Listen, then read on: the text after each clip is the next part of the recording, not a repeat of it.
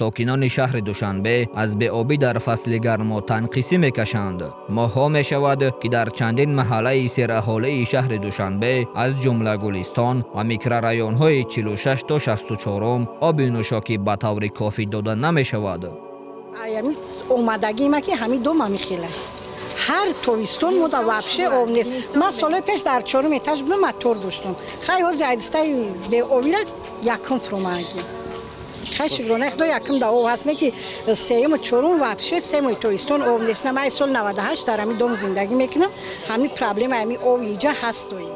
ساکنان شکایت دارند که روزانه آب خیلی کم می آید یا تماما نمی آید. خصوصا باشندگان طبقه های بالایی بیناهای بسیار آشنا مجبور می شوند که برای گرفتن آب به همسایه های خانه های طبقه های پایان مراجعت کنند.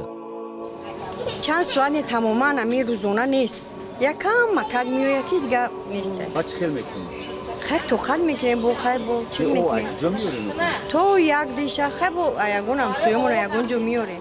با فرا رسیدن فصل گرما این مشکل باز هم شدت یافته است. ساکنان میگویند که در خانه های از آشیانه دوم بالا بعضا ساعتها و حتی روزها آب نیست. در چنین شرایط خود مردم با راه و واسطه های گوناگون کوشش میکنند مشکل را حل نمایند، زیرا مقامات مسئول آبرسانی عملا چاره نمیاندیشند.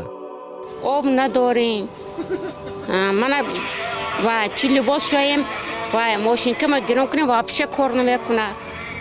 چند تا شدی وضعیت؟ قریب 1 ماه شد. تابستان. اوه.